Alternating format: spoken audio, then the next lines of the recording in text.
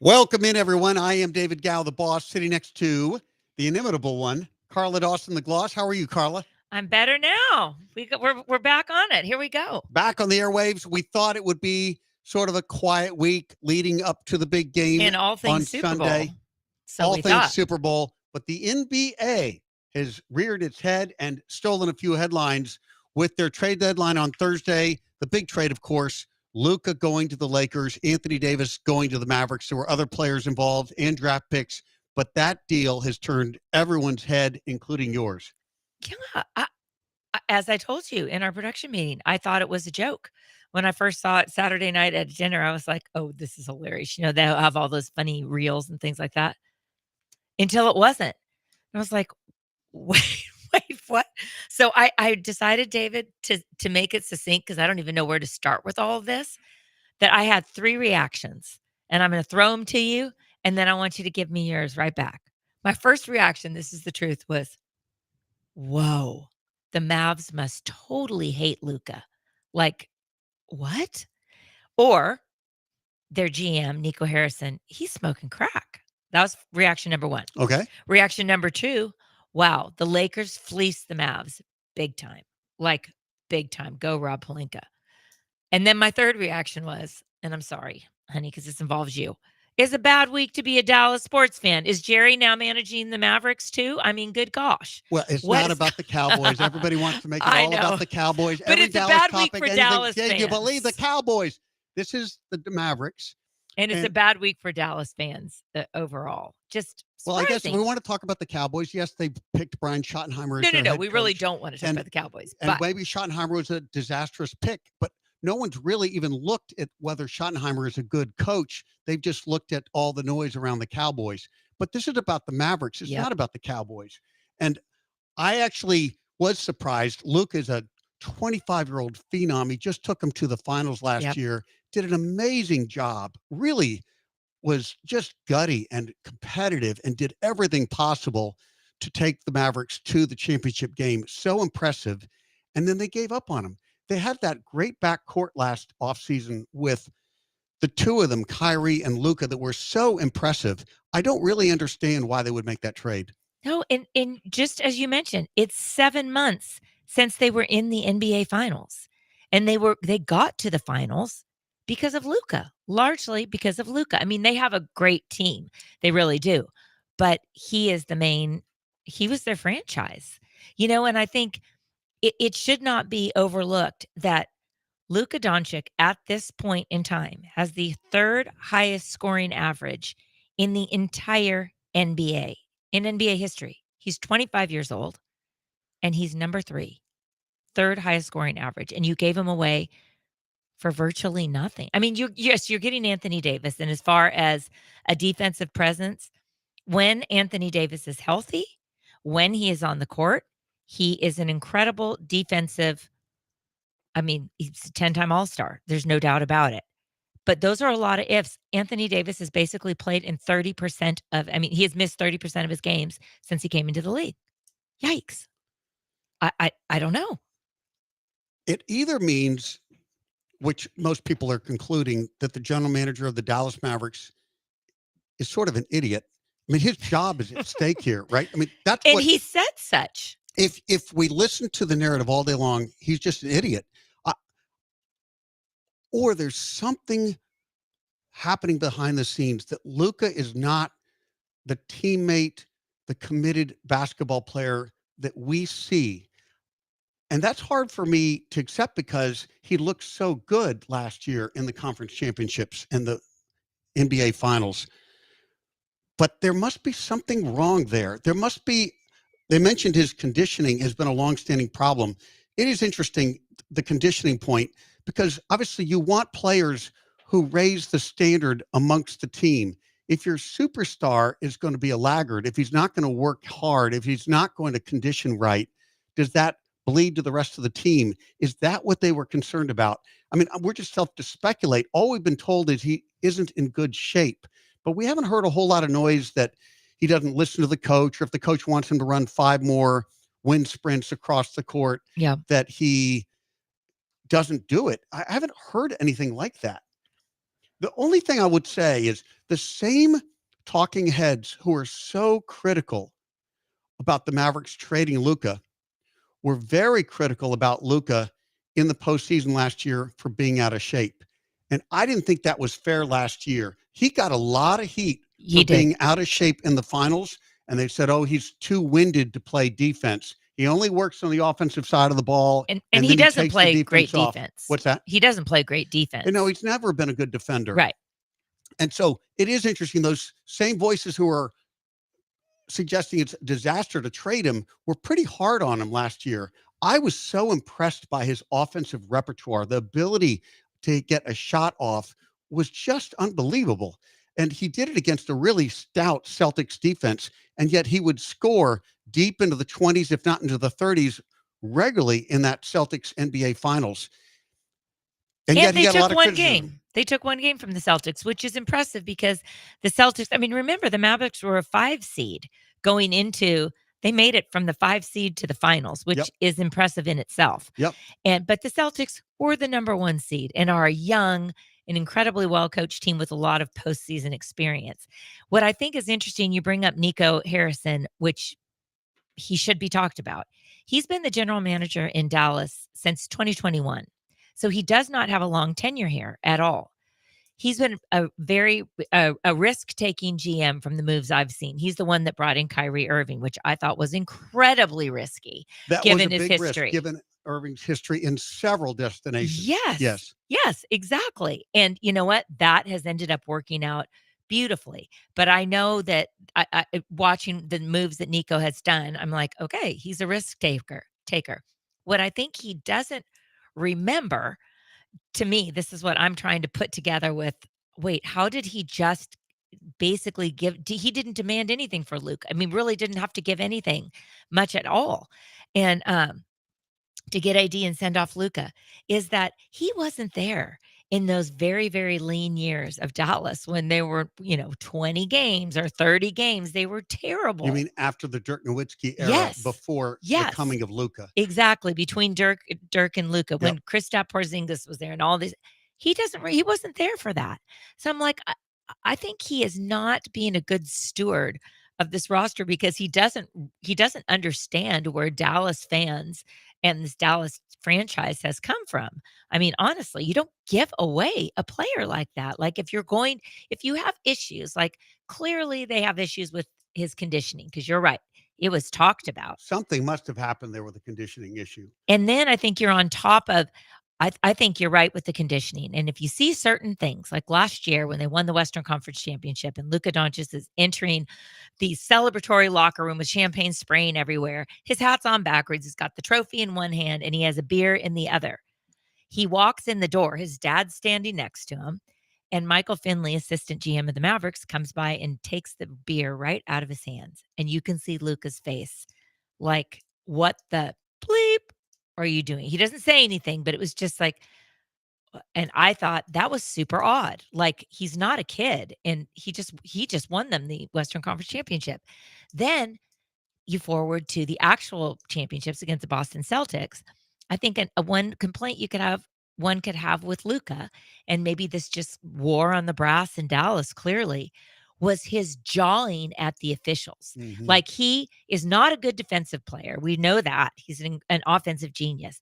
But he, at a very key point in one of the late games, he fouled terribly, and he got knocked to the ground, and he looked over at Jason Kidd and yelled, "You better challenge this bleep bleep thing."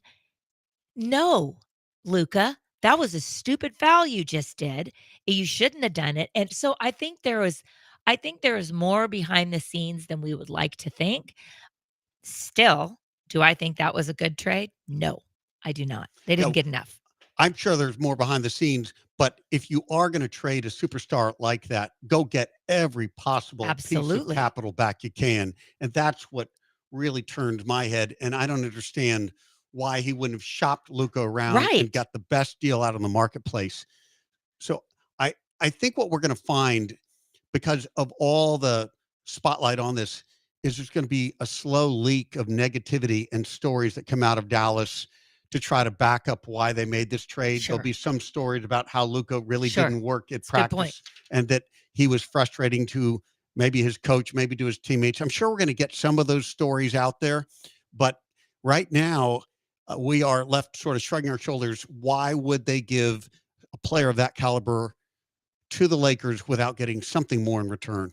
And the other thing that could be an issue, one of the things that got the Mavericks to make this move, but you're right, shop it around and get the best price for him, was that Luca would be eligible this summer for the Supermax contract, which is upwards of $300 million.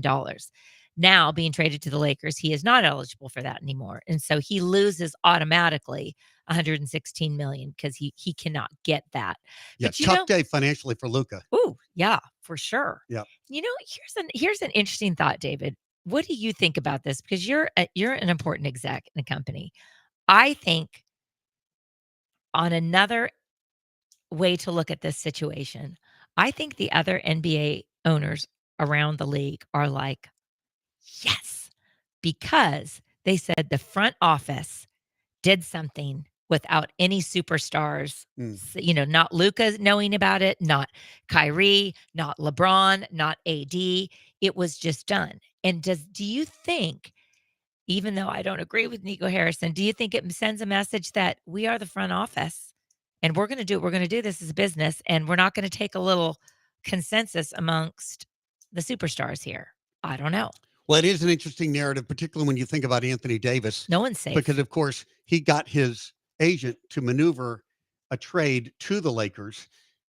That was a player-driven moment. 100%.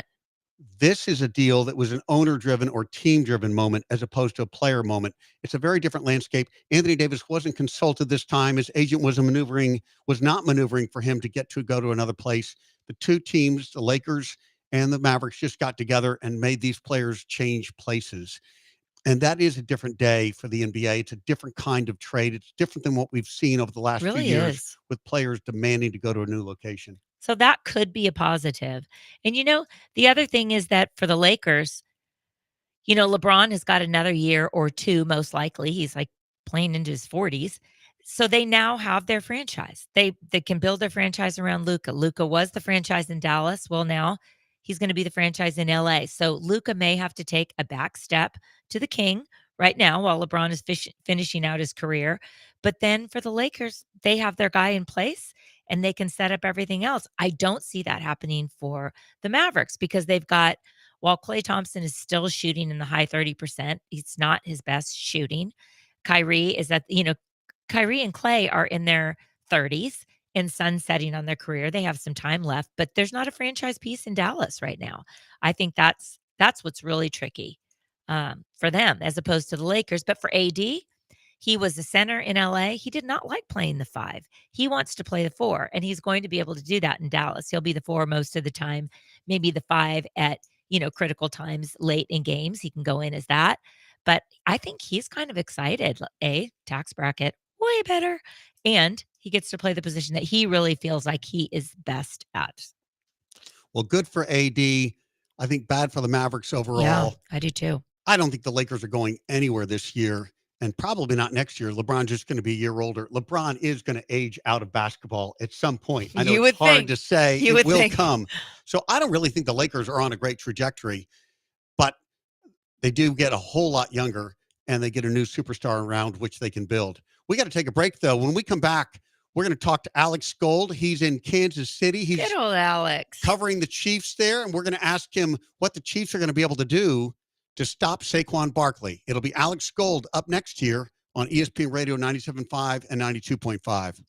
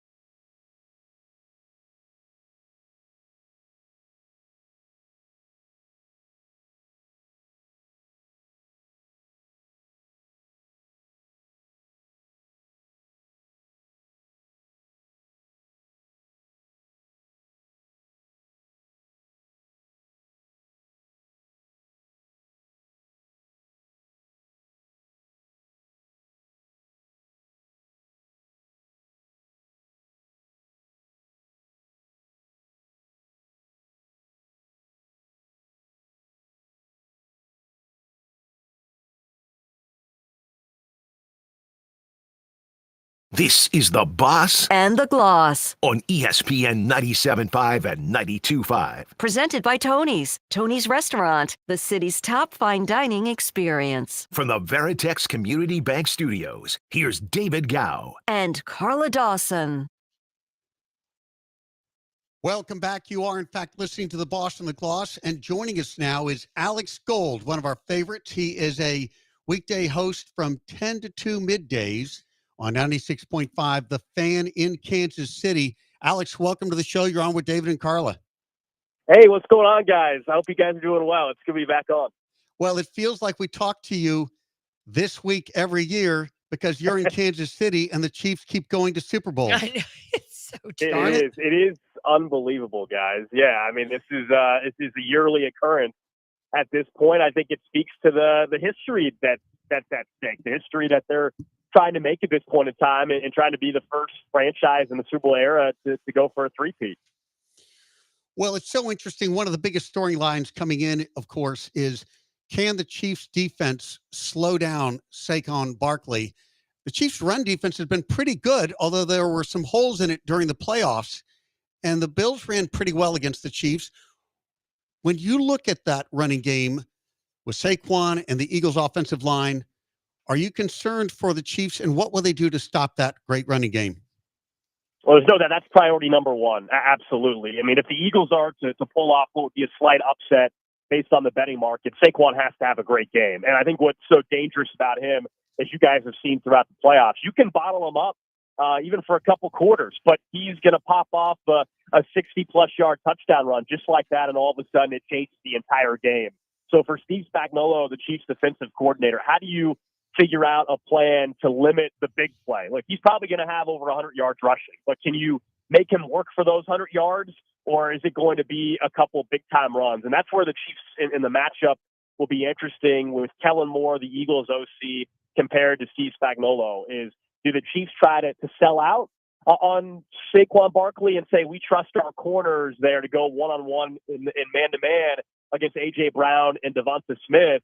Or do they sit back and say, all right, we think we can handle this without having to sell out on the run? But you mentioned in the playoffs how the Chiefs have handled the rushing attack. It's definitely been a little bit more leaky than it was in the regular season. But I will say Steve Spagnuolo's defenses in 14 playoff games in the postseason have not given up a 100-yard rusher, or running back in particular, I should say. The last running back in even the regular season to have 100 yards is Carlos Raiders in Zamir White last Christmas.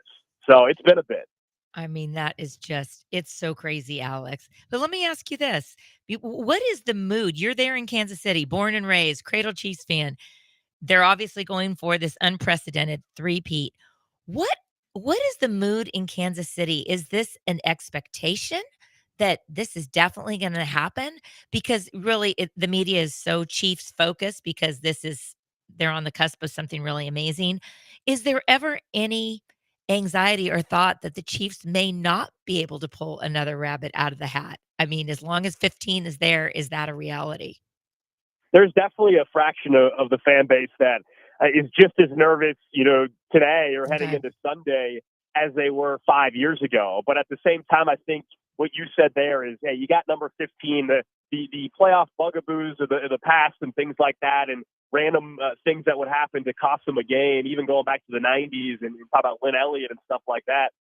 That's not this era, right? Like, and there's some diehard old school Chiefs fans that still maybe can't get over that hurdle. But overall, the confidence is very, very high that they've been in these spots that if it's a close game, which I assume this will be on Sunday in New Orleans, that the Chiefs have won 17 one-score games. And yeah, you're going to have some luck and some breaks that go your way to win 17 one-score games, but it also means you're disciplined, right? And I think that's what's impressive about what Andy Reid has been able to do. And for Chiefs fans, all the talk about officiating and conspiracy theories of the league, rigging it and all this kind of stuff has made Chiefs fans want this even more, quite honestly, that they want to be able to kind of stick it to a lot of fan bases and even some national media that has discounted what they're doing. I mean, as you said, Carla, they're on the verge of making history, and yet it feels like there's still a lot of disrespect. But they're no different than when the Patriots were Right. winning, and everybody eventually started to hate on them. Everybody loves you when you're the underdog. People were rooting for Mahomes in 2020 when they beat the Niners in Miami for that first Super Bowl part of this run. And now, people are sick of them winning, just like the Golden State Warriors, just like, Exactly. any team that had a lot of success. Yeah, people hate who they fear. That's just the Sure. bottom line. We're talking to Alex Gold of Kansas City's Radio 96.5, The Fan. So, Alex, Steve Spagnuolo really became sort of a hero in that great defensive play call late in the game against the Bills. And we look at his track record, and it's so outstanding, yet he's wasn't really considered as a head coach in this cycle around town. Why do you think that is? Why is he overlooked as a head coach candidate now? I think there's a couple reasons for it, and you're exactly right. Though it's amazing for the success he's had as a coordinator, why he hasn't gotten more of a look. I think for starters, some of it is the age. He's in his early 60s, and unless your name is Pete Carroll, who's Yeah. 73 and just got a gig, most of these teams are not hiring coaches of that age. That's number one. Number two, defensive-minded coach. More and more teams are hiring the offensive mind with the thought that, hey, if we're going to draft a young quarterback, we want to pair him up with an offensive coordinator that's also calling plays. This is an issue that potentially could come up even in Washington, where you have Jaden Daniels, who's obviously one of the legit young quarterbacks in this league. Dan Quinn did a great job. He's a defensive-minded head coach. Cliff Kingsbury's hanging around for one more year. He's the play caller, but most likely after year two, Jaden Daniels is going to have a new offensive coordinator because Cliff, I think, will be a head coach next coaching cycle. And so I think a lot of teams look at that and say, we're not going to hire a defensive-minded coach because of the turnover we would have as our OC. And then let's just be honest, it did not go well. Time is passed, but did not go well when he was a head coach the first go-around. There's a lot of reasons into that. I believe people can grow, but those are the main reasons why. And I would be surprised, I really would at this point, if Steve Spagnuolo actually got a head coaching gig even next year, even though he got an interview with the Raiders this cycle, got an interview with the Jags this cycle as well. And why would he leave? I mean, life is so good where That he too. is. That too. I mean, I'm sure he's been there so long and his family's set, and what he's doing for the Chiefs is nothing short of absolutely incredible. I think he's the best defensive mind in all of the NFL, frankly. Wow. Well, Alex, how do the Chiefs overall view the Eagles? Is this, since they're seeing him for the second time in 3 years, as formidable or familiar? Oh, I think people respect them, no doubt. Okay. I mean, I think everybody respects this Philadelphia team. You're right about the history of recent history playing against them. This go around, though, it's not so much the storylines of Andy going up against his old team. Right. It's not Mahomes versus Hurts per se. It's more about the history aspect. But I think for the Chiefs, if you're looking at a couple areas and where they have to win, where they have to be concerned. One, you guys mentioned it off the bat, which is Saquon, and how do you limit the big play? The other part is this Chiefs offensive line in the interior. They moved their all-pro left guard, Joe Thuney, out to left tackle because of the issues, and he's been playing great. But your left guard is now not an all-pro. And so Jalen Carter, one of those interior defensive line pieces for the Eagles, if he's able to win consistently against someone like Mike Caliendo or Trey Smith, who's the right guard for this team, that's where all of a sudden they can wreck it, wreck the day for the Chiefs. If you go back and look at any of the poor performances for Mahomes in the playoffs, and we're really talking about two, that's about it for him in his career. But in those two playoff performances where he struggled, it involved him being under duress. It sounds so simple, but that's the name of the game here. Can you have Mahomes under duress? We all saw the Bucs Super Bowl a couple of years ago where he didn't have a chance. And that was a really banged up offensive line, but the Bucs just had him running for his life. And that's the key here. Can the Eagles replicate that? The only hesitation I would have in believing that can happen again is when these teams faced off in the Super Bowl in Phoenix a couple years back. Remember, that was an Eagles front that had the single season record of sacks, and everybody was wondering, how did the Chiefs slow that down? Yep, Brandon Graham And if you don't remember, Yep. the Eagles didn't get a single sack in that game. And so it's kind of sounding very similar to me of, I don't know how the Chiefs will stack up with that defensive line, and yet I have some confidence that they'll be able to handle that, and it's going to end up being a close game. But I think the Chiefs are the better coach team. They got the head coach advantage. They got the better quarterback. And in a few other areas, I would argue, especially at tight end, they still have the better tight end. So the Kansas City should be favorites, and they are by about 1.5 points right now. which is tight. Oh, but oh so tight. That's Yeah. right, Carla. You know, one thing, looking at the defensive coordinator, Vic Fangio of the Eagles, obviously a very successful coordinator. The Eagles defense was very good this year, but it was a notable stat that he is 0-9 Mm. against Mahomes since Mahomes began playing in 2018. So that's a really interesting tell. Mahomes has gotten the better of Vic Fangio many, many times over. He has. No, I mean, this goes back to, as you mentioned, the time frame. I mean, this goes back to Chicago days when Vic Fangio was the defensive coordinator there, when he was the head coach in Denver. And there's Yep, probably Denver. some context with that stat. We've referenced it here in Kansas City too, which is that a couple of those years in Denver, I believe the quarterback for Fangio was Drew Lock and Teddy Bridgewater. So some of it was, hey, his teams just weren't great. But what it tells me is this is not a defensive coordinator that's just going to lock down Mahomes. It doesn't mean he can't give him some looks, but I would say there's been two defensive coordinators or defensive minds that have made Mahomes look normal, look human. And one was Lou Anarumo with the Bengals, who now is with the Colts. He got fired this offseason. Right. That he did that for a half, and then of course Bill Belichick going back to what was that 2019, I think it was, or 2018, where they made Mahomes look human as well when this all started. And so, other than that, I haven't seen a defensive coordinator that for an entire game has really shut down Mahomes.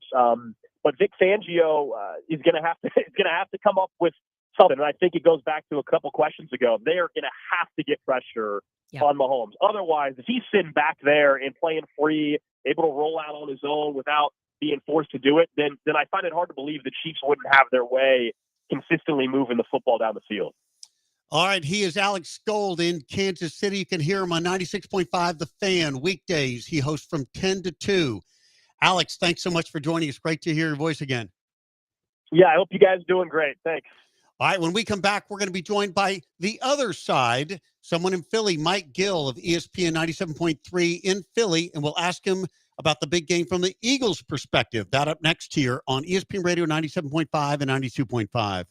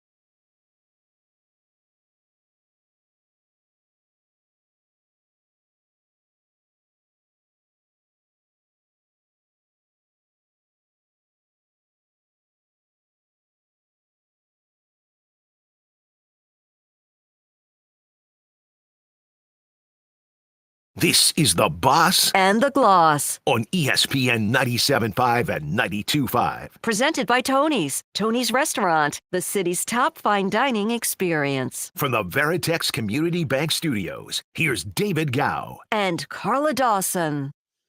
Welcome back. And we had a chance to visit with Alex Gold, who hosts a radio show in Kansas City. And now to round out our big game coverage, we're joined by Mike Gill of ESPN 97.3 in the South Jersey Philadelphia area. Mike, welcome to the show. You're on with David and Carla. Hello, guys. What's going on? We're getting ready for the final game of the season. Can we believe it? Can we believe it? And I guess you have the good fate that you are going to be going to that game. Your team is in that game, but they do face the Kansas City Chiefs, a team that's been really tough on everybody, but particularly tough on the Eagles. We were looking at Vic Fangio's record against Patrick Mahomes, 0-9. What do the Eagles need to do, dare I say, differently? What do they need to do to make sure they come out on the winning side in this big game?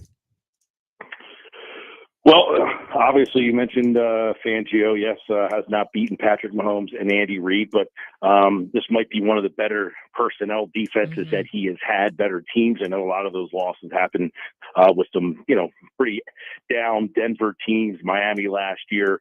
But you take a look at Philly's defense. He's got a ton of pieces to work with here, and you're taking a look at the Kansas City offensive line, might have some issues with Tooney moving from guard out to tackle. So that's where he has his young player in Jalen Carter that he can try to wreck this game with. He's got the two corners in Cooper DeJean and Quinyon Mitchell, who weren't here 2 years ago. So I think defensively, they're upgraded over where they were 2 years ago. Not a lot of explosion in the Kansas City offense. So I think they feel pretty good with that matchup. On the offensive side, this is interesting. 2 years ago in the Super Bowl, Jalen Hurts was maybe the best player on the field in a losing effort. Yep. And they have Saquon Barkley this time. So is it a Barkley game? Is it a Hurts game? That's always seems to be the question. And the answer this year seemingly is always Barkley. And why not? Because you've got it. I mean, Hurts hasn't had to do what he needed to do. But let me ask you this, Mike. So Kansas City's 8th in run defense, 7th in yards per carry. Great. That being said, can they stop Saquon? And I mean, obviously, the Eagles are planning. Saquon's got a giant target on his back. But if you're coming from the Chiefs side, are you just trying to limit big plays, or are you just trying to take them out of the game? Period. And if you do, you've got A.J. Brown, Devontae Smith, and Dallas Goedert to deal with. So what do you see? Yeah, it's an interesting conundrum here for Kansas City because in the Super Bowl 2 years ago, they saw that Jalen Hurts could win the game for the Philadelphia Eagles. I mean, he threw, had a tremendous game, over 300 yards in that game. He ran for 70 yards in that game. He played, other than that fumble, which was a big play in the game, he was probably the best player on the field that night. So Kansas City knows if we ask Hurts to win the game, that he can do it. They put 35 points on the board. But as you mentioned, they do have Saquon Barkley, and Barkley's been one of those guys that you can bottle him up, and then he hits a 60-yarder on him. That's kind of been the formula all season. The one thing is, I know Kansas City during the year, pretty good against the run. They've struggled a little bit here in the playoffs, and I don't know that they've seen an offensive line like Philadelphia's. That's where the Eagles really get you. Their offensive line, they have AJ, they've got Devontae, they've got Saquon, they've got Goddard, they've got Hurts. But the star of this team is their offensive line. That's the best player they have. Their line is that good, and that's why they're so difficult. If you say, hey, we're going to bottle you up here, well, they can protect. If you have to run, they can open up holes. So that's really the great equalizer is Philly's offensive line, and how they handle Chris Jones will be very interesting. We're talking to Mike Gill of ESPN 97.3 in South Jersey. Okay, one question that keeps coming back to me is there's been a lot of, I don't know if it's criticism, but there have been some people pointing at Jalen Hurts saying because the passing numbers haven't been as lofty as previous seasons, that Hurts has taken a step back, or that he isn't performing well, or that he doesn't sing and dance and play well with A.J. Brown. You've heard all that narrative. But of course, Kellen Moore's been calling a lot more runs because they've got a great running back in the backfield. What should we conclude about Jalen Hurts during this stretch where his passing numbers have not been as prolific as the past? Well, it's been a big story here as well. AJ, they asked him what's going on with the offense. What's the problem? He said passing game, and everybody thought that was a shot at Jalen. And here, it was he's saying it was just directed at everybody. I'm not good enough here. The passing games. Look, Jalen Hurts, his best game that he ever played, they lost. The Super Bowl, he was terrific throwing the football. They scored 35 points. They lost that game. And that game, I think, was a learning they took that as a night to say, hey, we don't need Jalen Hurts to throw for 350 yards. We could lose that game. They've won where he's only thrown 14 times. They've won a game where he's thrown 20 times. He seems to make big plays in big moments. He had the 4th and 5 play in the NFC Championship game. When that game was still a game, he had to make that 4th down throw, and he lays it right in there to A.J. Brown. So the Eagles know if he has to make plays, he is a winner. Whether he throws for 180 yards or 380 yards, he makes winning plays. Nick Sirianni and Jalen Hurts have won about 70% of the games they've played together. So they find ways to win. Nick said last week, we could throw for 300 and run for 1, or run for 300 and throw for 1. If we win both games, what's the difference how many yards everybody puts up? But we are so fixated in a fantasy football world where if you don't throw for 300, you probably didn't play all that well. That's generally not the case for Jalen, because he'll go 12 for 14 for 180 yards, but make 2 huge plays in the game that are the difference. And, I love what you bring up, Mike, because in talking about all this, you're so right. And really, Jalen Hurts, number and stats wise, the only quarterback in the NFL right now that is better than him is Patrick Mahomes, slightly with numbers. It is just unbelievable. And he's a winner. Jalen Hurts knows how to win. And it just seems like he doesn't get ruffled. And he's got a team mindset. And that's an intangible that you cannot measure. Mahomes has it. Brady had it. That he just knows how to win. What I really love watching Philly this year is that the media, we're all part of it. There's been so much, quote, drama surrounding the Eagles. With Nick Sirianni yelling at fans, A.J. Brown reading, inner excellence on the side, whatever.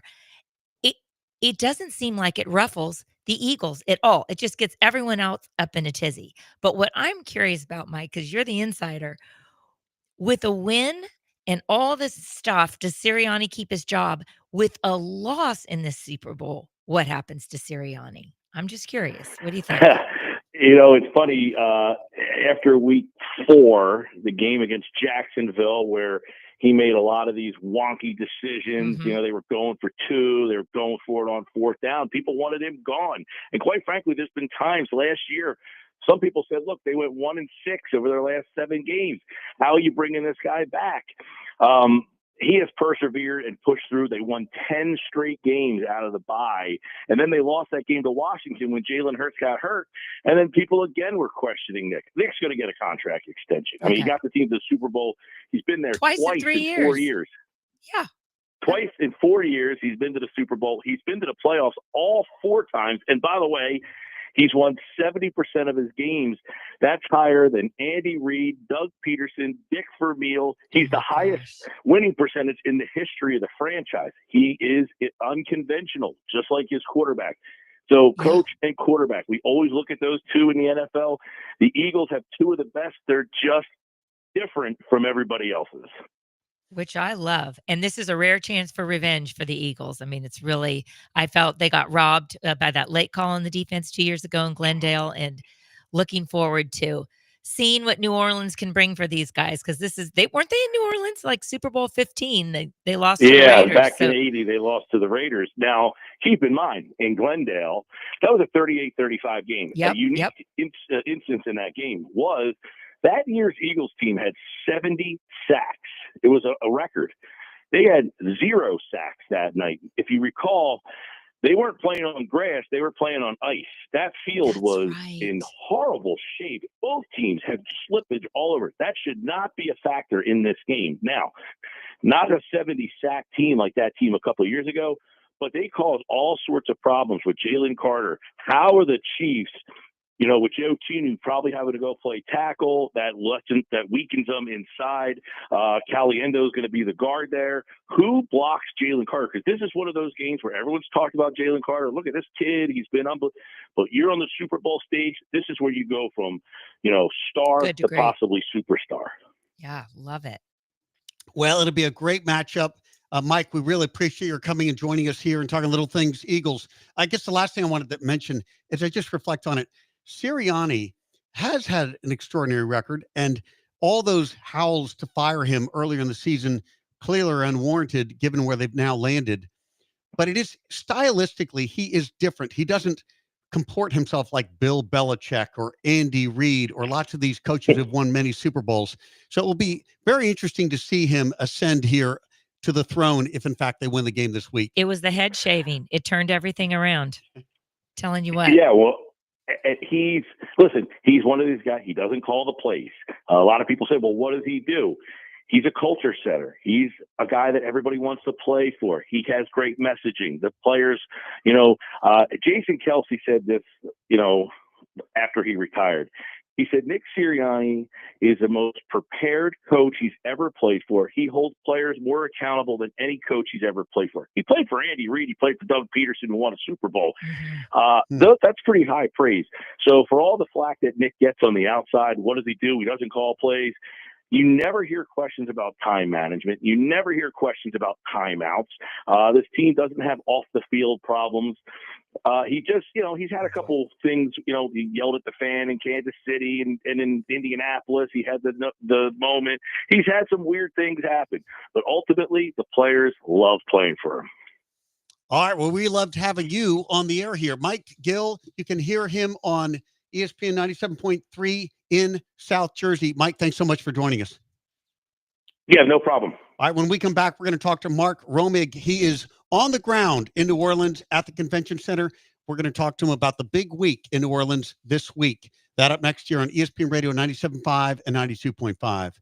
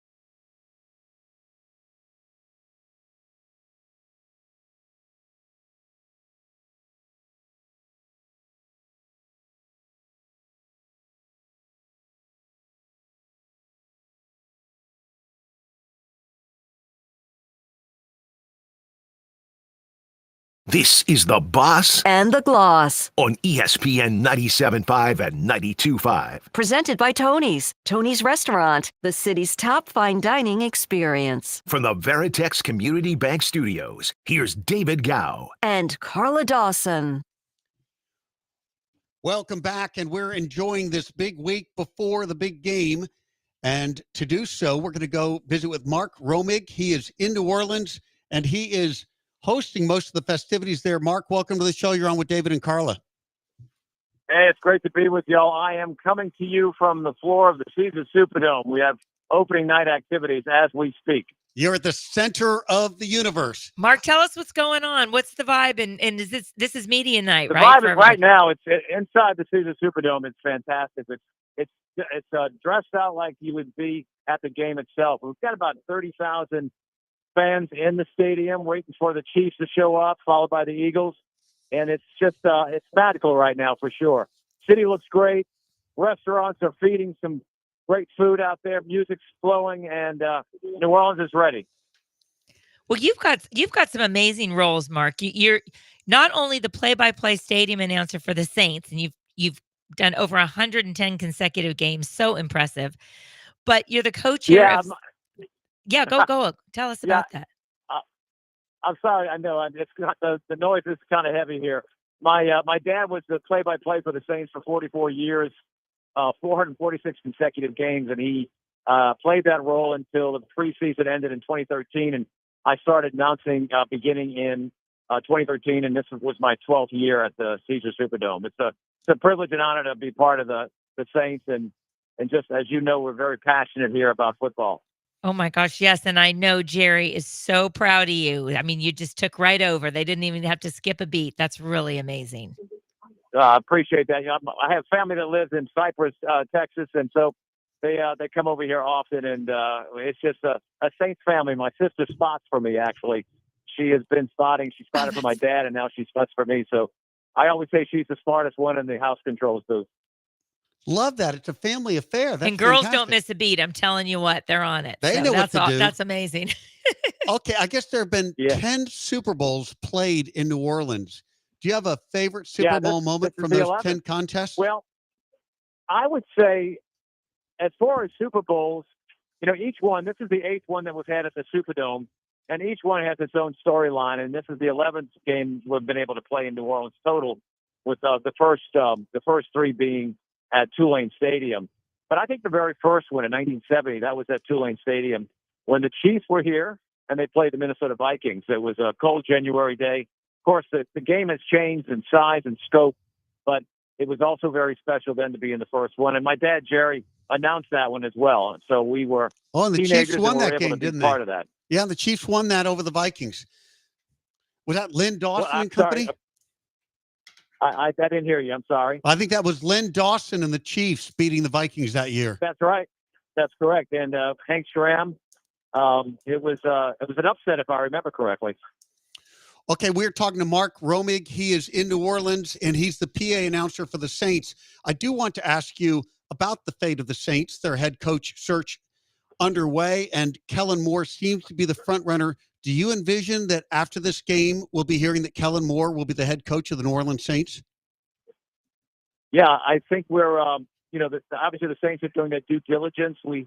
I'll be following the news just as you will, so I don't have any inside scoop, but we've got a great front office. The right decision will be made, and again, there's always a new season with the New Orleans Saints, and we're looking forward to a great season ahead. Again, let's get through Super Bowl, and I'm sure we'll be making news after that. Well, yes, so we'll wait and hear about Kellen Moore. Derek Carr, of course, another big question mark. I guess he's a free agent. Do you envision that he'll be back with the Saints? Well, I'd say he's looking forward, I think, to being with us again. Again, since I get to play the announcer role, I don't have to be in the middle of those important decisions. But he's done a great job in the city of New Orleans. He's been a big supporter. Again, we'll always put together a great team, and we're looking forward to a good season. Well, Mark, what you are in the middle of, because you're the co-chair of the Super Bowl 59 host committee, which I can't imagine a bigger job. So why is New Orleans the best host city for major sporting events, especially the Super Bowl, given how many you all have had. Sell us on New Orleans. It won't take much, I'm sure, but I'm ready to hear it. Well, we're a city that's built to host, and we really truly believe that since we're so walkable, it's such an easy city to maneuver.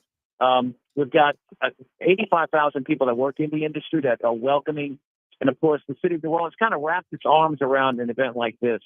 And we're very fortunate again that we're able to do this, and we're so pleased. And we have some great fans that come over here from Houston. That I-10 corridor is very strong for us. And we're just very, very happy that we could do this for the nation and put on a good game, and then we'll hopefully get a 12th Super Bowl here in the years to come. We're talking to Mark Romig there in New Orleans. Okay, there are a lot of big Super Bowl parties during the course of this week. Do you have one on your roster, one on your schedule you're excited to attend? Oh, yeah. Tomorrow night is the media party, which is a fan favorite of the members of the media. We have 7,000 credentialed media here, and that'll be at Mardi Gras World. And then we've got a Super Bowl Mardi Gras parade on Saturday at 10 a.m. coming down through the French Quarter into downtown. And, of course, that'll be an exciting time for us to roll out a Mardi Gras feel to the activities. There's NFL honors. We've got Taste of the NFL. And then there's so many other parties happening in the city of New Orleans. It's a great time. People are going to be dressed out to the nines for sure. And how active and full will Bourbon Street be? Do you see it sort of wall-to-wall people? What is it going to be like later this week? Well, Bourbon Street, of course, is somewhat of a symbol of the great times that you can have in New Orleans. And we obviously are dressed out. They've made that into a pedestrian mall. And again, it'll be packed like it is usually for Mardi Gras.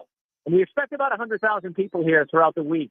So it's going to be a great place to be. But there are other neighborhoods in New Orleans where you can have a good time. The Frenchman Street area, great music. Magazine Street, the Warehouse District, and as you might be able to hear in the background, I think the Chiefs are arriving as a team with the St. Aug marching band in front of them. Oh, that sounds awesome. Well, you're going to have a great time there tonight and all week. Mark Romig, he is in New Orleans and telling everybody to come on and have a great week there. Mark, thanks so much for joining us. Thank you very much for having me, and I appreciate you putting up with all this noise in the background. Not at all. Great to talk to you. We'll talk soon. All right, guys. Y'all be good. See you soon. Bye-bye. All right. When we come back, we're going to shift gears. We're going to come a bit more local. The Houston Texans have announced their new offensive coordinator. We will unpack that decision that they made when we return here on ESPN 97.5 and 92.5.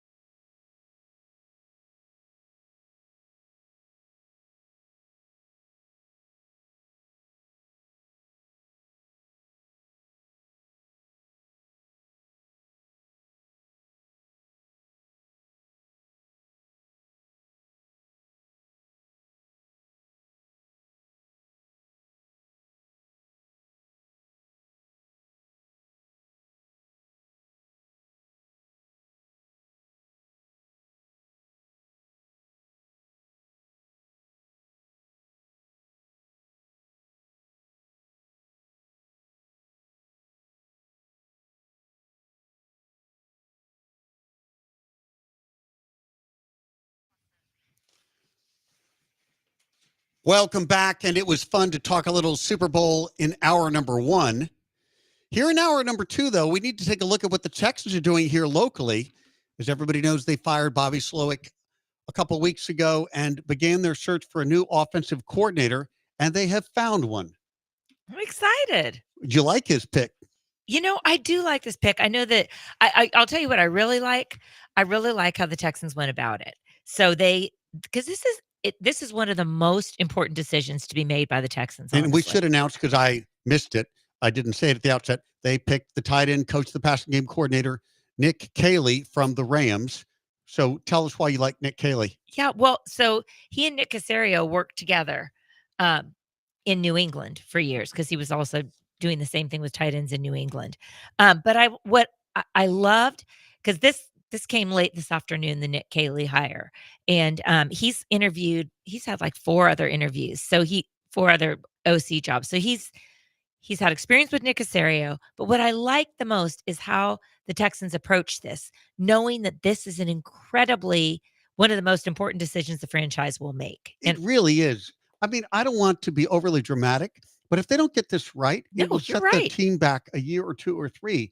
And CJ Stroud's development depends upon an offensive coordinator who can really work well with him.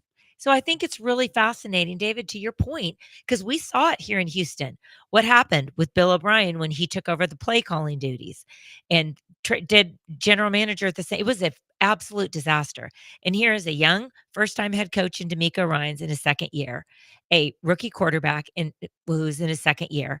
They wasted no time in getting rid of Bobby Slowick, who had a fantastic boy wonder first year in the NFL. But then in the second year, we saw that in the McVay Shanahan offense that they run, that Bobby Slowick comes from that whole tree, that CJ regressed. Now, the O-line had a lot to do with it, yes, but the offensive coordinator has to adjust to that. And they just didn't see that with Bobby Slowick. So what I saw that the Texans did here to replace Bobby Slowick, D'Amico was the one leading the search with heavy input from CJ Stroud. And that is so key, because that's ultimately what led to the demise of Deshaun Watson here in Houston, who had a fantastic year on the books, and in the stat line and on the records for the Texans. But ultimately, once he wasn't given any input and things were happening beyond his control, then all of a sudden all that stuff leaked with the massage therapist and whatever. But I do think it is incredibly important for the Texans to get this right. And the way that they have approached this, I've got to believe that this is right. They interviewed 7 candidates. And as you mentioned, passing game coordinator and tight ends coach for the Rams, Nick Caley, is the one who is going to ultimately have the job. Well, it's interesting. I know that you framed it as there was almost a decision about whether they want to go with an offense that is a spread RPO type offense, or do that zone run, the spread run that Shanahan and McVay do so consistently and is propagated throughout the league. It looks like they're going with the Shanahan and McVay system when they pick up a tight end coach from the LA Rams. Yes, you're exactly right, David. That's a great point, because if you look at the 7 candidates who they interviewed, which 2 were internal, it was Jared Johnson, who's the QB coach for the Texans, and also the senior offensive assistant in Bill Lazor. And both of those guys, Lazor for sure does the spread RPO type of offense. So you would have to, then the other guys were a mix. They were a mix, basically 3 and 4. They were a mix, and you had to decide, do we want to completely depart from the system that we were running, which was the Shanahan McVay system, or go to the more, spread RPO one? And I think there was incredible success the first year, and they have the personnel to be able to do it. And with Gerard Johnson still in-house, hopefully he will be able to stay because he was the QB coach. He's familiar with that. So I like what they did. Do you think they should have done that, or do you think they should have gone to a more spread RPO type of offense? Well, I think given where they have been, I think sticking with that offense is the right approach.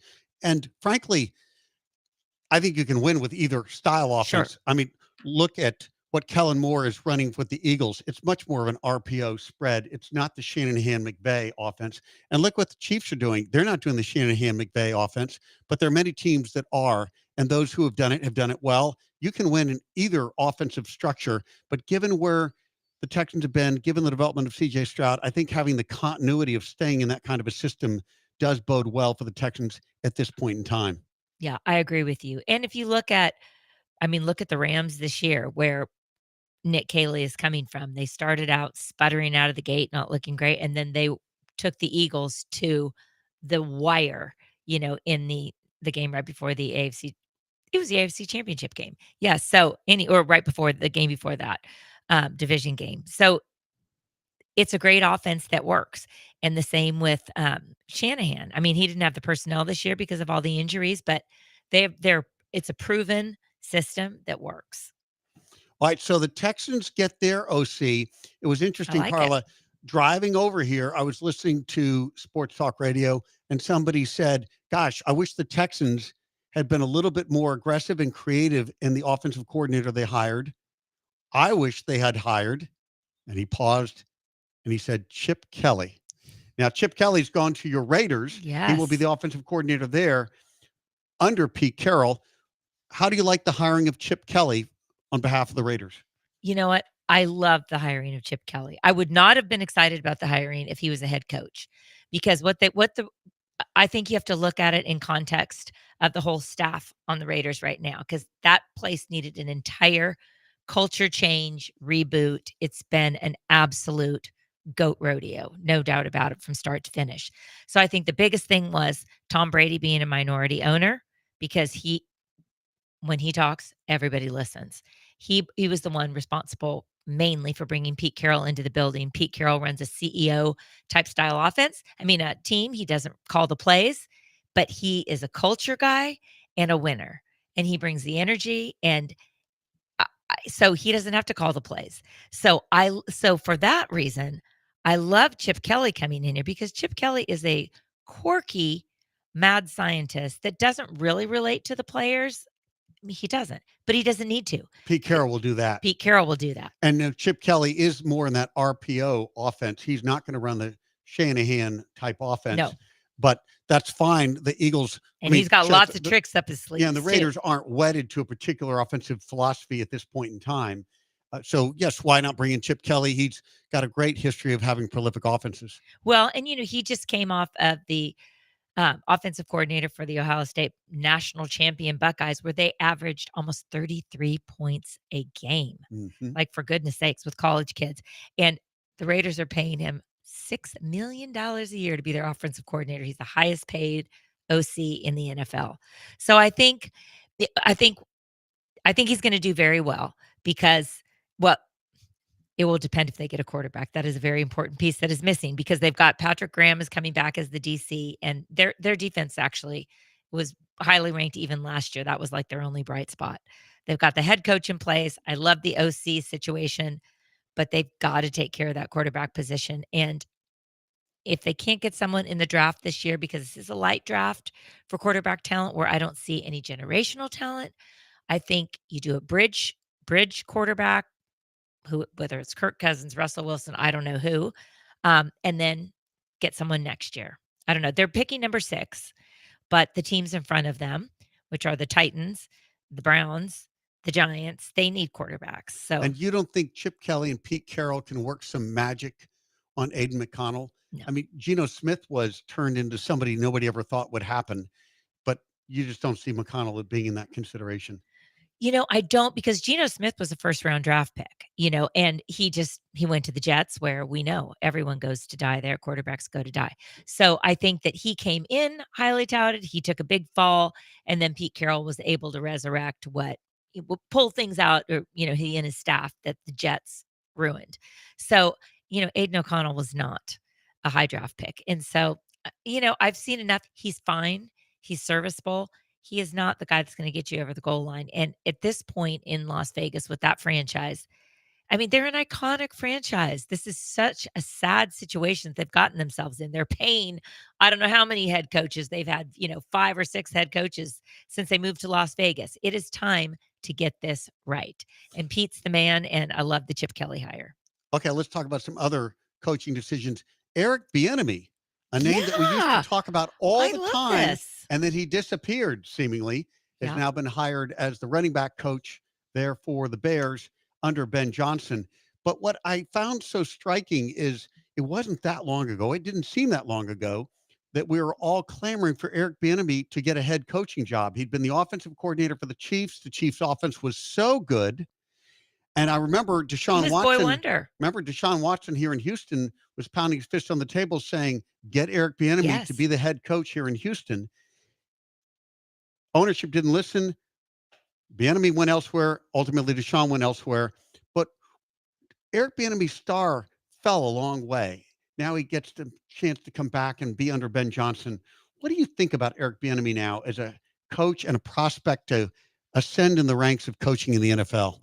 I'm glad he's getting a chance back in the NFL. He's been at UCLA where, funny enough, Chip Kelly was the head coach there for 6 years. Yep. Not with Bieniemy under him, but funny that that's all related. But I really like Eric Bieniemy. I know he is a real hard-nosed, tough, serious guy. And he had a situation a bazillion years ago where he got in a scuffle with a parking attendant or something like that.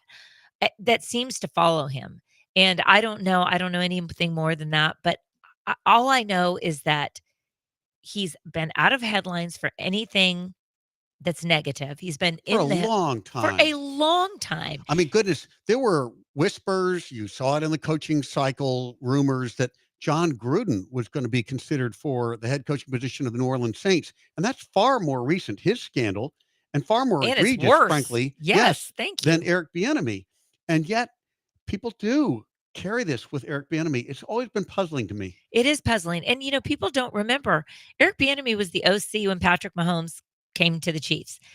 Let's give some credit where credit is due. I mean, Patrick Mahomes is an amazing talent. Yes, like generational by far. He came into the perfect system. Mhm. A great OC, a great head coach, a brilliant defensive coordinator, and pieces everywhere.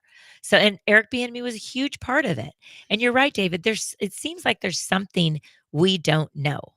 Well, one of the knocks was that though he was the offensive coordinator for the Chiefs, Andy Reid was still calling the play caller. plays, and therefore Bieniemy really didn't deserve all the credit. And then he did go to the Commanders, and it didn't work out so well. But the Commanders We're a hot mess. were a hot mess, and it's hard to put the blame on him there. Look, who knows why? But now Eric Bieniemy, I think, has a good chance to be resurrected there with Caleb Williams, a marquee talent under Ben Johnson, hopefully develops into something for the Bears, and then Bieniemy can get consideration and get back into the flow and get attention yet again. One other head coaching question that's still outstanding is the New Orleans Saints. They have not named their head coach. Kellen Moore appears to be the front runner, although apparently they're still in the process. And frankly, of course, Kellen Moore this week can't do anything. He's still with the Eagles as the offensive coordinator. But do you see Kellen Moore to the Saints as a good fit? The Saints need a lot of help. They don't have a lot of marquee Gosh. players or talent right now. And Kellen Moore would be, goodness, he'd be taking a step from perhaps the most talented roster in the NFL with the Eagles to one of the weakest rosters in the entire NFL with the Saints. Well, and David, I think you're a great one to answer this because you had him for years in Dallas and they did incredibly well. Like how many 12-win seasons under Kellen Moore? And then he went to the Rams and then now he's with Philadelphia. Yeah, I went to agree. the Chargers and then Philly. Oh, That's right. Yep. Chargers. That's right. It wasn't the Rams. I think the challenge for Kellen Moore this week, and if he messes it up for the Eagles, will be such a bummer, is that the Eagles are the home team in the Super Bowl. So they will be practicing at the Saints practice facility. If he truly is, how things are in the NFL, I'm sure there is a deal in place or a handshake or something like this that they cannot talk about, of course. Sure. But I hope he is not distracted by already thinking about the next step. Do you know enough about Kellen Moore to know that? You're so well read on all of that, and especially because we've had such a long tenure with the Cowboys. Is he able to compartmentalize and focus on the task at hand and realize what a big deal it would be to beat the Saints in the Super Bowl? To beat the Chiefs. I'm sorry. Well, it is interesting or just ironic that, yes, his team gets to the Super Bowl and it happens to be in the town where he's envisioning becoming a head coach. That's a bad irony, frankly, Yeah, I for agree. the Eagles to be focused. Although, really, for Kellen Moore, look, he did an interview last week with the Saints, and now he's in New Orleans. Maybe he'll meet with the Saints brass for 2 hours, maybe not this week. But goodness, he ought to have his head down, make sure that he does everything possible to let the Eagles win, to enable the Eagles to win. Because if they win, and he's the offensive coordinator of that team, it's such a great platform and foundation for him for the rest of his career. Because what we've seen, of course, Kellen Moore is young, as we all know. He's in his late 30s. There he goes. If he goes to the Saints and it doesn't work out, there are going to be lots of opportunities to get a second chance, certainly as an offensive coordinator. If he's won a Super Bowl ring as an offensive coordinator, this is a league that recycles coaches all the time. Pete Carroll getting his gig at 74 years Carroll old. getting his gig. Mike McCarthy was supposedly a finalist there with the Saints. Bill Belichick still. Bill Belichick. There's always that opportunity for a recycling. So yes, getting this win, getting this ring as the offensive coordinator of the Eagles is a big deal to him. And I would like to think that he would be very, very focused on this Sunday and not what comes after on Monday. It really is a resume changer It be a will Super Bowl for him. champion. Absolutely. Wow. All right. When we come back, we're going to unpack a couple of the other trades. We had a big chance to talk about the Luka and Davis trade, the Gosh. Lakers and the Mavericks. Still Let's take a look blows at my some of the mind. other big trades, and especially the Spurs picking up DeAndre Fox, which is a big pickup for your Spurs. We'll take a look at that when we return here. You're listening to ESPN Radio 97.5 and 92.5.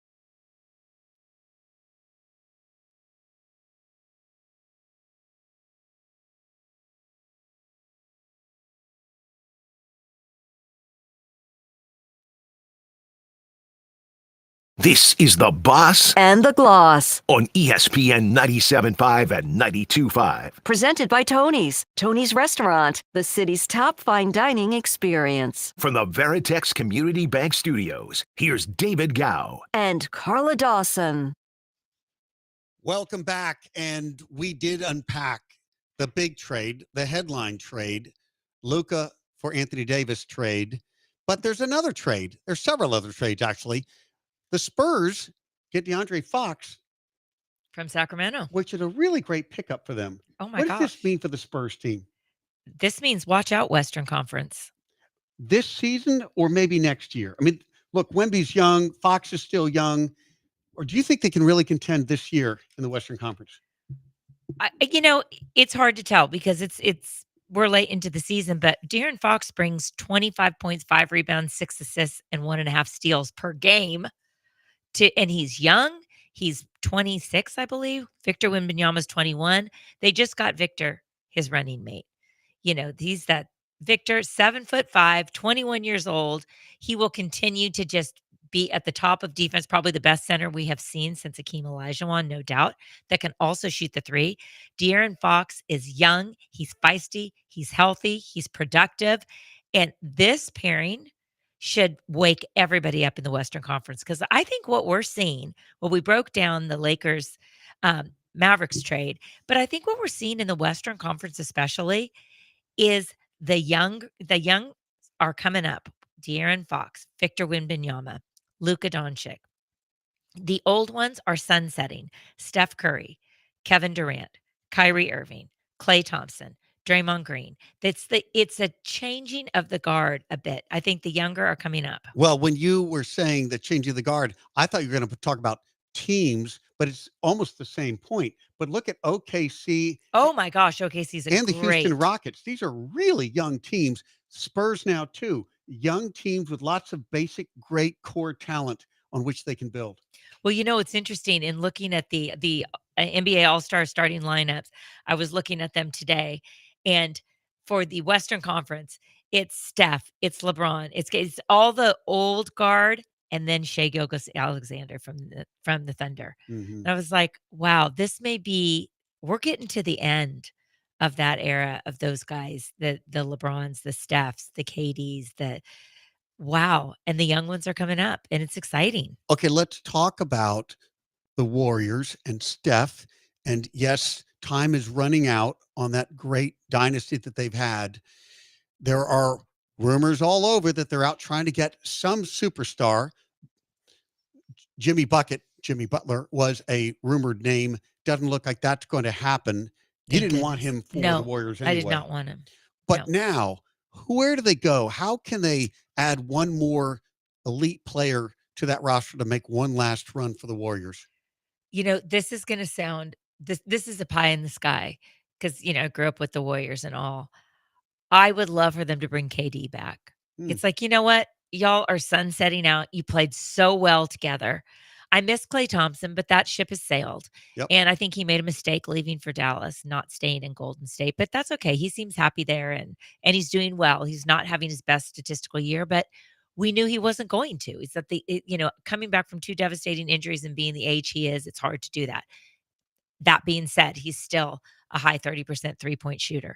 But for Golden State, I think they're really trying to make the last few years on Steph's contract, which are 2 more after this season, make it worth it, because he still plays at the craziest level. He still has highlight reels. He still makes shots he shouldn't make. He still can take over a game, but he's got to have pieces around him. And I think what the Warriors are missing is another. Buddy Hield has been a great pickup for them.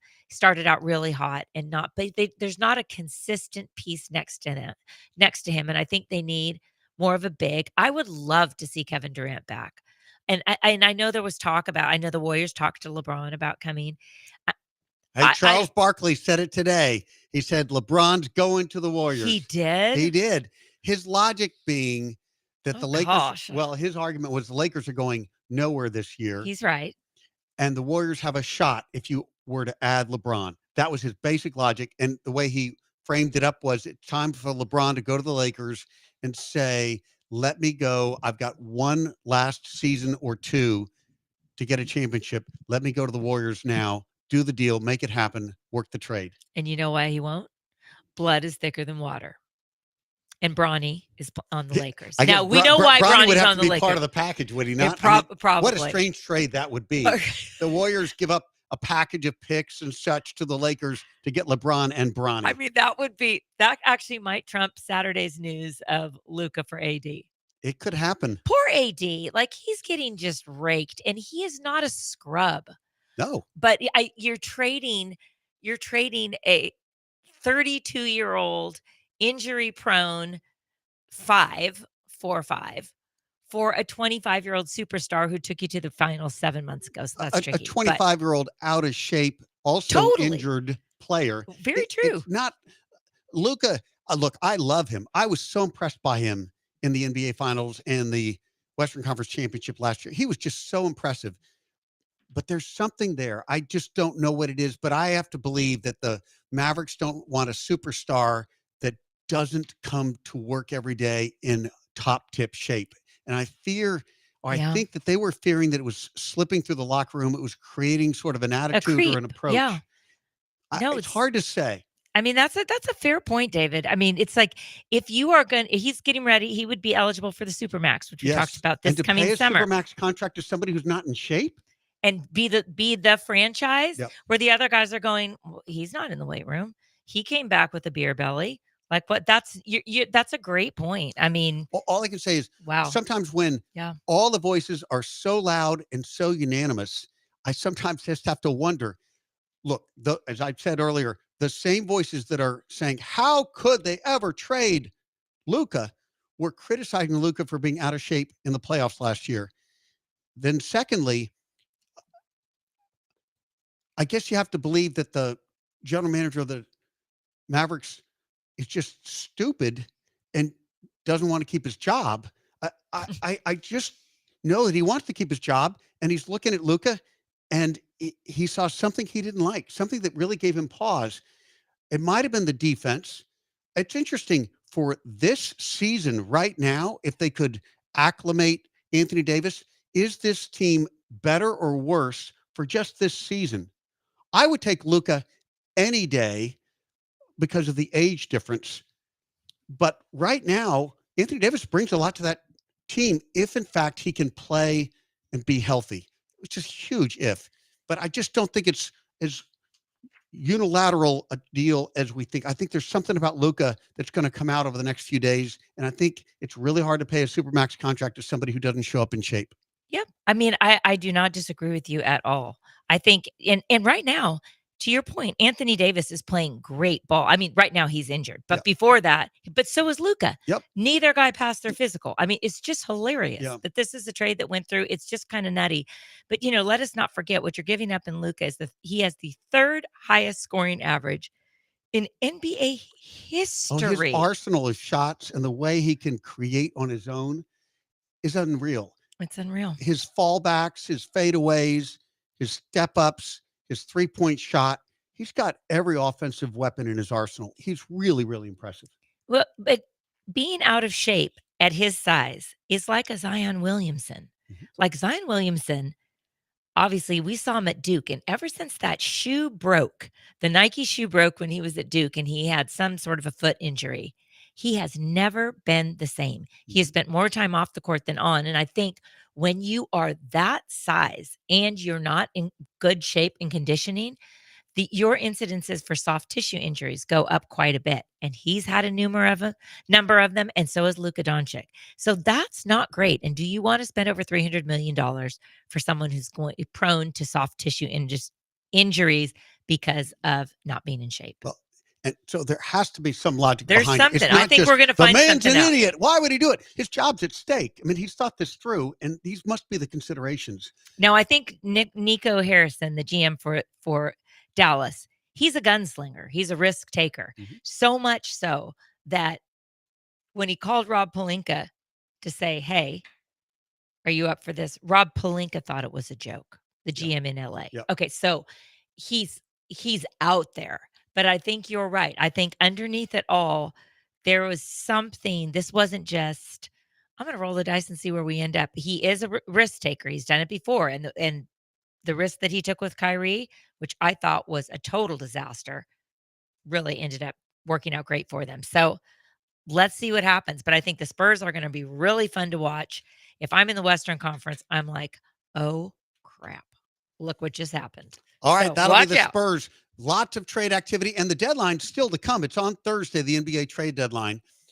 The When we 6th, come yeah. back, there are 2 NFL players who are now looking like they will be traded this offseason, and one of them would be an outstanding fit for the Texans. We'll tell you about that when we return here on ESPN Radio 97.5 and 92.5.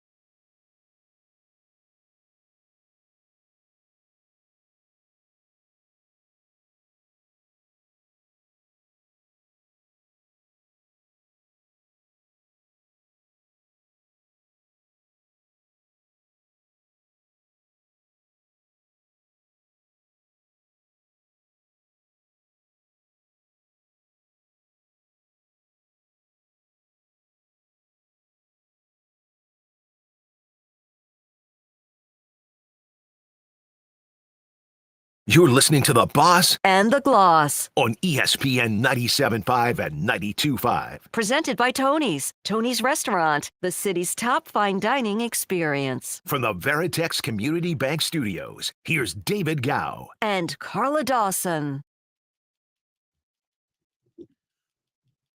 Welcome back. And in the midst of the NBA's active week of trades, the NFL trade rumor is heating up. 2 big names now hitting the market. First, let's talk about Myles Garrett of the Browns. Myles Garrett has declared that he would like to be traded for the Browns. I think he's looking around at a roster that's not going anywhere, at a team that is They have the 2nd pick in the NFL draft. yes, So but that might be a hint. you know, they're hamstrung with the big contract they gave to Deshaun Watson. This team is in trouble. I think it's a rebuild. And there he is, It is a Myles rebuild. Garrett, Yeah. perhaps the best defender in the league, certainly a top 5 defender in the league. And he's on a team that's going nowhere, and he's age 29. This is looking like J.J. Watt in Houston, where you've got an elite, great player who might spend his whole career unable to get to the Super Bowl. Yeah, no, you bring up great points. He is young, and I think the way that I like the way that Miles Garrett came out with it today. He said, basically, this isn't about I don't like being here. It's about winning and about being in a Super Bowl. I mean, he's definitely bound for Canton. There's no doubt about it. He was drafted by the Browns. He's been there 8 years. He doesn't want to go from this goat rodeo to Canton. He would like to be on a winning franchise, and he'd like a chance to play in a Super Bowl. I don't think there's anything wrong with that at all. And I can't blame him. And, he's been to the playoffs once in 8 years with Cleveland. Like, that's insane. And he's been the beacon of hope for this whole organization. And honestly, it's so unfair to the Browns defense, who have been holding that hot mess of an offense together. And really, what if Deshaun Watson had translated from what we last saw on the field here in Houston to Cleveland, just like that? Ooh, it would have been a whole different story. Amazing. And obviously, that's why they gave him story. all that money. If they Yep. got the Houston version of Deshaun Watson, that team was on its way, because they did have a lot of talent on that roster, and the defense was very strong. And Cleveland was willing to make the moves, but you look at the quarterbacks that Myles Garrett has played with. Baker Mayfield, he was a disaster in Cleveland. Deshaun Watson, he's played 19 games in 3 years. Joe Flacco, who did actually really well and took him to the Super Bowl, to the playoffs, but then they didn't bring him back. And Jameis Winston. So he's been doing his job on his side of the ball with suspect production from the quarterback room. I guess I the don't blame biggest them. decision the Browns have this offseason is, do they ride Deshaun Watson for another year? Do they hope he can turn it around? It's a huge decision, because they do have the number 2 overall pick, which means they'll get one of the 2 quarterbacks who are going to go at the top of the draft, either Sanders or Ward. It's a tricky cap hit situation and everything else with Deshaun. It's a mess. And That's really handicapped the the finances franchise. are a big part of this Yep. decision. Yep. But obviously, the best outcome for them would be that the money they invested in Deshaun was not wasted. He can play quarterback at a high level yet again, and they could use that number 2 pick to pick up an elite player, an Abdul Carter, or even trade back and get a whole bevy of picks to build a team around Deshaun. But I just think at this point, believing that what you've seen of Deshaun in Cleveland will be different next year is a really That's a real big, leap big of leap of faith. faith. I think they've Yeah. got to grab one of the 2 quarterbacks. Well, I do too. And and I don't even know, he's coming back from an Achilles injury. Is he going to be ready? I don't know that. And here's Myles Garrett, 2023 Defensive Player of the Year and future Hall of Famer. I don't blame him for winning now. He's a class act, and I hope that the Browns can do something for him and get him out of there and get him someplace that gives him a chance to win. Okay, that's Myles Garrett. And by the way, just think about what a package looks like to get him. Oh my gosh. I mean, Khalil Mack went for, I think, 2 first-round picks in the trade from the Raiders to the Bears. And he's Myles still Garrett- playing at a very high level. No, but look, and Khalil Mack was more of a defensive tackle. I know he lined up in different places. Defensive ends usually command more respect because more sacks. Myles Garrett, I think, is going to be probably a 2 first-round draft pick kind of guy. I think it's going to take that kind of capital to get him on your team. Yeah, I agree. All right, another I agree. player now saying that he's on the trading block, Cooper Kupp. Now, Cooper Kupp is 32 years old. The Rams have declared that they are going to trade him. Cooper is saying he would love to stay in LA, but he recognizes the Rams have made this decision. They will part ways with Cooper Kupp. That was a surprise to me, because Kupp seemingly embodied that Rams offensive team, and he had been so good for them when he was on the field, but he's had injury troubles. I think this is interesting. He says in an Instagram post, he was informed that the team's going to be seeking a trade immediately and will be working with me and my family to find the right place. To me and my family means I live in LA. Well, there is another team in LA. They're called the Chargers. Jim Harbaugh, he stops at nothing. And so I can see, and clearly, since here in Houston, we got to see the Chargers being kicked out of the postseason so badly by the Houston Texans that they could use a tight end like Cooper Kupp, a receiver like Cooper Kupp. Okay, why not the Texans? Texans don't have Stephon Diggs under contract. He's a free agent and coming back off an ACL tear. Tank Dell, Who knows when he'll be back given his injuries. I know. I don't Nico think he's Collins is exceptional, but what would you think of adding Cooper Kupp alongside Nico Collins? I would love it. The only cause for pause I have, because I think Cooper Kupp is a great culture guy. I think he is an outstanding player, obviously. His injury history, he's played in 12 games the last few seasons. That's the problem in Houston. That's why we're looking for people, is because of the injury history of Tank Dell and obviously uh uh Stephon Diggs. Stephon Diggs, sure. Yeah, I don't even know what I'm saying here. And Nico Collins has had injuries. We need someone, I worry a little bit about his age. He's 31 now, going to be 32 in June. So he'll be 32 at the start of the season. And he's expensive. I mean, it's obviously he's earned it. But I would love him there. I worry about his availability. That's my only issue. Okay, that's a key question with him. Now, T. Higgins, the great wide receiver of the Bengals, who has been lining up opposite Jamar Chase for several years now with great success for the Bengals offense. T. Higgins is going to be a free agent. What would that mean for the Texans offense? Okay, I would love that. He is amazing.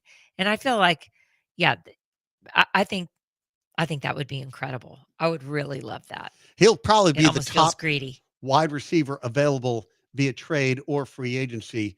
It would be an amazing get. There'll be a lot of teams lined up to get T. Higgins if he, in fact, hits the open market.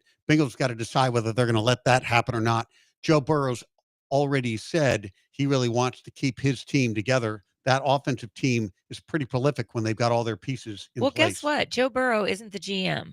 And Joe Burrow wanted Jamar Chase and didn't want a line. And what happened to him? He got injured. And so Joe Burrow needs to he can say what he wants, of course, but he's got to let them do their job. Does it give you any cause for pause, David, that remember T. Higgins was sitting out last season before they started because he wanted a contract and they weren't willing to give it to him? Does it give you any, like if we wanted him here in Houston, which talent-wise I would want him here in Houston, do you think, wow, do we really want to bring in someone who's doing that kind of thing? Or was it fair what he was doing? What do you think? It's awfully hard to know the full context. Yeah. I mean, Stephon Diggs came with some bad reputation as well. And yet he was a model citizen. Yeah, he was a great leader in that locker room. You'd have to do your homework on T. Higgins in that regard.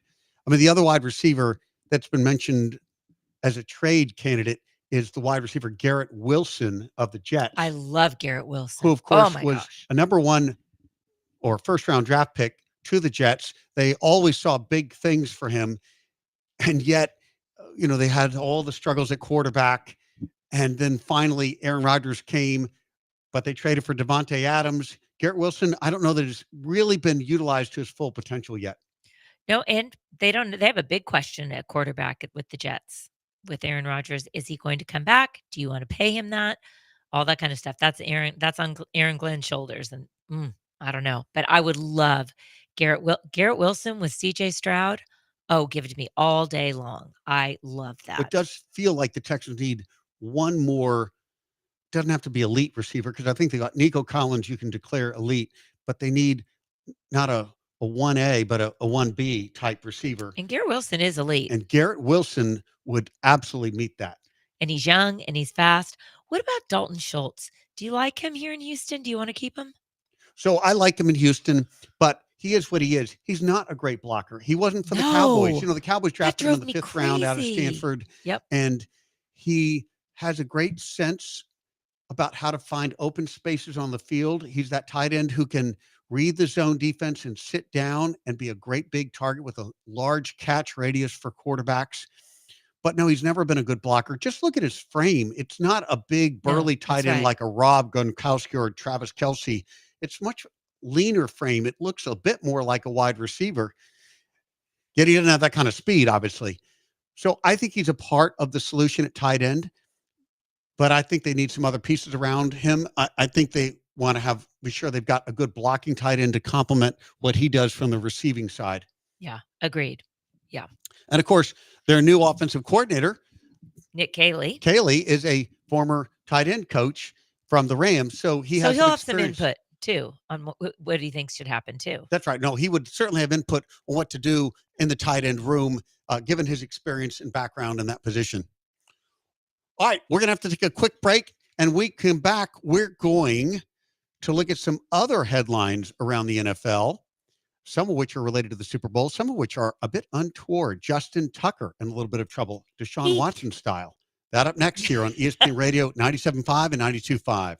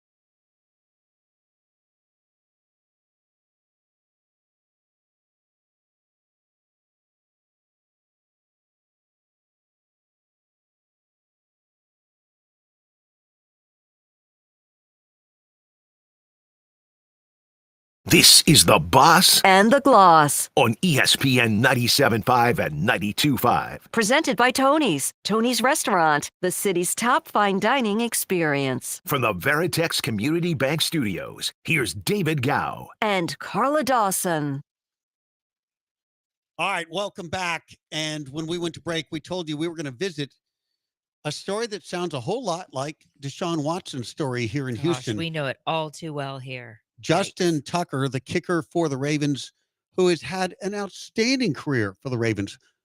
He's arguably been one of the best kickers the league has ever known, has now been accused by a portfolio of massage therapists for conduct unbecoming, for activities that he should not have done, for towels falling off in the middle of the massage, for exposing himself, for touching people in the wrong way. This feels a whole lot like what we dealt with Deshaun Watson here in Houston. What do you make of the status of Justin Tucker and his fate with the Ravens? Well, it seems like in the NFL, if you're a winner, other things can be pushed by the side, That is true. pushed aside. And as we talked about in the break, Justin Tucker did not have a great year this year. So John Harbaugh is a very upstanding guy, and they don't really have issues on that team. I mean, they brought in King Henry, Lamar Jackson is clean as a whistle, all the things. I guess Ray Rice was the one Yeah, years ago, right? years ago. The interesting thing, I heard an interesting analysis in that the Ravens, and look, Ray Rice, he told his story. He explained it to the team and to the NFL. And everybody seemingly had moved beyond it. There was a light punishment, I think a 2-game suspension. But then the video came out. And once people actually saw it, and it was brutal. It was a bad deal. He was done. His career was over. Now his results were tailing off, so it made it a whole lot easier to say goodbye. He was averaging 3.3 yards per carry. And so to That's your not going to keep your point, job. look, when guys are really, really good, they can find second and third chances in other locations. But when their career tails off, they don't get second and third chances. Ray Rice was done with the Ravens, done with the NFL, gone. Justin Tucker, with his tailing off of performance last year, I have to think he may be done with the NFL. I think so too. I mean, he's a mature guy. He's well into his 30s. He probably had a few more years left if he could get his kicking game back on track. But this is a bad scene. We've all seen the script here that Deshaun went through with the Texans. It just looks or sounds eerily familiar. I don't think we're going to see Justin Tucker in the NFL again. No, I don't either. And I think, John Harbaugh was very vocal about a zero tolerance policy when all that came out about Deshaun Watson and his 6-game suspension following the same accusations. I would think I have never seen anything from John Harbaugh that doesn't give me the thought that he is completely a man of character and upstanding. And I think he's not going to go for this. Yep. I mean, I think they're taking their time, meaning you can't just fire for no cause. But if any little bit of this is true, it's disgusting. And well, and I think there's some contractual elements there. If they just cut him, that's one thing. But if in fact he is convicted of a crime, that's probably a different outcome. They won't have to pay off money at the end of the contract. So they have every reason to let the legal process unfold. There have been no charges filed as of yet, but it does appear some will come soon. Well, and it's interesting because in total, so far, it's been 9 therapists that have come forward in the Baltimore area. And number one, learn from Deshaun Watson. Get your massages at the facility if you want to stay out of trouble. But if you don't and you want massages with benefits, I guess this is the risk that you take. But 2 spas, supposedly, according to the therapists, have banned him from coming at all. Yikes. Yes. He says that's not true. And so, at this point, But that raises the question, what did he do in that room that led to that? And presumably, if he's out for mischief, he could figure out the right places to go where that would have been an accepted thing. I mean, in Houston, Texas, sadly. I don't like how well thought out you have this. Well, sadly, in Houston, Texas, there are a whole lot of massage parlors. And I don't know why he wouldn't go to one that just received him warmly. Yes. But who's to say? We shall find out. Yeah, we'll have to watch this one play out. We'll have to watch this one play out. Okay. Yikes. 2 other quick topics before we have to wind down the show. One is Tom Brady of your Raiders will be doing the color commentary on this Sunday's NFL game. You mean the Super Bowl? Yeah, the big one. And Wow. Here he sits. He's been criticized a lot for his announcing being too vanilla, just doing the usual His voice platitudes. cracks. There's over-unders on how many times his voice is going to crack and things like that. He keeps calling players stud. I was told if he says stud in the Super Bowl, someone from Fox is going to knock him on the chest and say, don't say it anymore. You can't call a guy a stud. That's his favorite term he gets to use. I think he's gotten better as he's gone along. That's my personal view. He is better than when he was week 1 or week 2. Have you seen any improvement? Or is the NFL now sort of regretting that Tom Brady is going to be calling the biggest game of the year? I think there's truth to both what you said. Yes, I have seen some improvement. No doubt about it. Do I think he's worth $375 million as a broadcaster? Oh, heck no. No, I don't. That's for the name and the history of the NFL That's right. performance. Right. That's right. And I do think this is just how it fell, that it went to Fox and he's the one on there. I think that's not a great situation. But you know what? I'm going to watch it with curiosity to see, because how funny. We have had very few Super Bowls in the last 20 years that don't involve Tom Brady one way or the other. Think about it. He found his way to the big game yet again. Yes, he did. Somehow. It's like, wow, buy a lottery ticket, dude. You've got life on your side, which is so great. But no, I think I think it's going to be really interesting, especially with the Raiders turning heads with their hires. And I mean, I think Pete Carroll is a home run by all stretch of the imagination. But this could really, if the Raiders become something more than just a basement dweller that they have been, and just awful since the past, since they've come to Las Vegas for sure. Uh, if the other owners are going to put up with him being a broadcaster and being a minority owner. So I think this may be Fox's way to get out of it. They don't want it if they decide that he's really not worth that big fat contract, is to find some sort of a loophole, or the owners have just had enough of this kind of thing. I don't know. It'll be curious to see how it all unfolds. Okay. Also part of the entertainment of the game, the halftime show. Oh, I'm excited. Tell us who's performing and why you're excited. Oh my gosh, it's Kendrick Lamar. Love him. Just love him. And he swept his Grammys categories last night. And I just think it's a great get. What I do hope, I know Lil Wayne felt slighted to not be chosen because he is a New Orleans product of New Orleans. Mhm. So I am hoping that my boy Kendrick does Lil Wayne a solid and surprises and brings him out for the halftime show. I think that would be extra special. Kendrick Lamar was part of the West Coast hip hop halftime when we were both in LA for that Super Bowl, was the Chiefs Bengals Super Bowl. And it was so fantastic. And Lil Wayne was part of that too. So I hope, that's my guess. Kendrick, if you're listening, do Lil Wayne a solid. Let him come in his hometown and be on your stage and the way that you want him. And it would be just super cool. Okay. Another VIP at the game will be, of course, Taylor Swift. You have heard of her, I'm sure. She didn't win any Grammys last night. I watched the whole thing. Okay. But she looked great in that red dress. Yes, she did. That red dress was the talk of the show, the talk of social media today. With the little jewels with the T on it. Was the T for Travis or Taylor? I will just tell you, there was a lot of head turning about Taylor Swift last night. Some of it at the Gow House. Yeah. Where there are some lots of men young men who household. really, really, really love Taylor Swift, not just Travis Kelce, but some men in the Gow family. Yeah, I thought she looked great in a red dress. And Yeah, of course, she did. Vegas already has the over-under on how many times the camera will pan over to Taylor and watch her jumping up and down with big smiles and grins and her bright red lipstick. It's all part of the game now. Yeah, it is. It is. And Roger Goodell is loving this. What could be better to fall in the hands of the NFL? Well, you're right. Female viewership is up this season, and some give credit to Taylor Swift. Well, she's come off the biggest, historic, most successful tour ever for a pop artist. I mean, that Eras tour, what can you say? And then goes right into the box, watching her boyfriend, Travis Kelce, the most talented tight end in the NFL right now. Even on the sunset of his career, he's still the one, Patrick's go-to guy. Okay, well, we've got just about a minute left. I want 2 predictions from you. All right. If the Chiefs win, will Travis propose to Taylor on the field after the game? Oh, like a Carlos Correa thing that we had here in Houston? Exactly my point. I say not yet, not this Oh, year. come on. They've been dating Well, a long I don't know. time. And it would be a three-peat. Okay. It's I'm going to time go for him to serve up the diamond. All right. I would say so. Okay. You don't think she's given him an ultimatum yet? No. Okay. I don't. I'm not But worried after about the that. red dress, how could he say no? Well, right. And the jeweled tee. Yes. Now, what about you? What do you feel about that?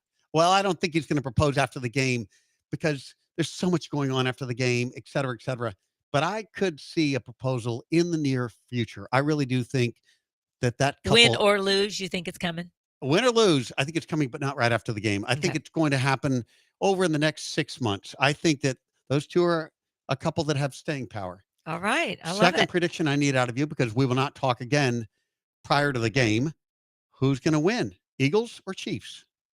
I want the Eagles. I think the Chiefs are going to do it again because until they run out of rabbits, they're going to keep pulling it out of their hats. And I Mhm. think while the Eagles roster from top to bottom really has more talent than the Chiefs roster, which is incredibly talented, the Chiefs have the experience and they've been there and they've done it and they've done it and they've done it and they've done it. But I want the Eagles so badly, especially Jalen Hurts, our Houston boy. So come on, let's do this, Philly. I think Hurts has the ability to play very well in a big game. He's demonstrated He's that. unflappable. Certainly in the last Super Bowl he played in, he played at a very, very high level, though they did not win. What about your prediction? I want one for you. It comes down to me, to, of course, Patrick Mahomes, but that's sort of obvious. But I really do think Andy Reid and Steve Spagnuolo are such better coaches than Nick Sirianni and Kellen Moore. I'm just sorry. I don't even see you don't a have to be comparison. sorry. I heard, Mike Gill earlier, we had factual. him on, Mike Gill of ESPN 97.3 in South Jersey, representing the Eagles on the air here. And he had a lot of positive things to say about Nick Sirianni, but I have a hard time, even when I just squint at Nick Sirianni, thinking he's anywhere in the same league as Andy Reid right now. No, it's hard. I mean, experience matters. It really does. So we'll see. We'll see what happens. And I don't know that I fully trust Kellen Moore to make the right calls at the big moments. And I do trust Andy Reid to make those great calls. I mean, that's what's going to happen. Of course, Reid will be calling the offense on one side, Kellen Moore on the other side. And I just don't think there's a point of comparison. And I am so proud of us. We have not brought the zebras into this, and we will not do that, even though that I hope that is not a factor. I don't want it to be a factor at all. No, it really is too bad that it's even part of the narrative. Right. And it certainly was in the game with the Bills. Chiefs got some really good calls that went their way that And it really was in could the have last turned the Super Bowl, entire too. tide. Yes, So, and these things happen in the 2 years game. ago.